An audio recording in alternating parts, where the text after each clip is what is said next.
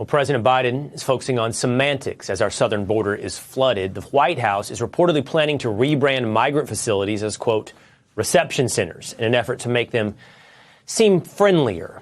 Sery Kim is a first-generation immigrant running for Congress in Texas' upcoming special election. She was appointed to HHS under President Bush.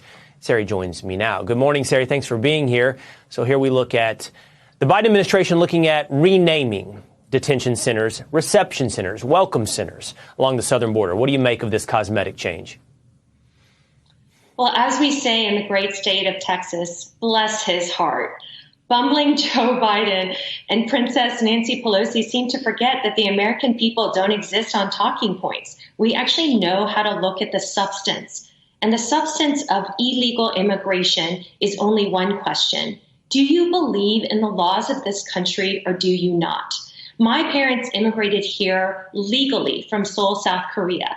They waited 10 years before they could come to this country.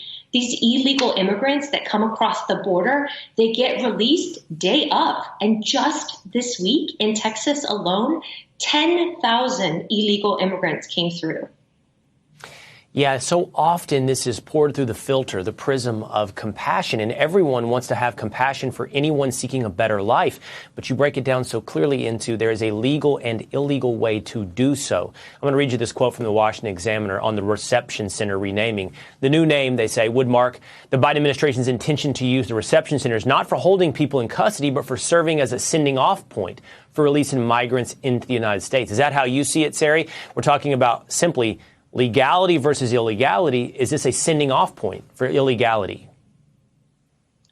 Well, so if Joe Biden didn't like these welcome centers, detention camps, whatever he wants to call it, why did he create it? Joe Biden and Barack Obama created those camps that President Trump got dinged for. They're the ones that created the situation where illegal immigrants didn't have water. They're the ones that created the situation where children were sexually abused by guards, not President Trump. And so if they don't like the brand that they created, they should just get rid of it. What they are telling us, what we have actually seen in the state of Texas, is that these people get stopped once. They don't get tested for COVID.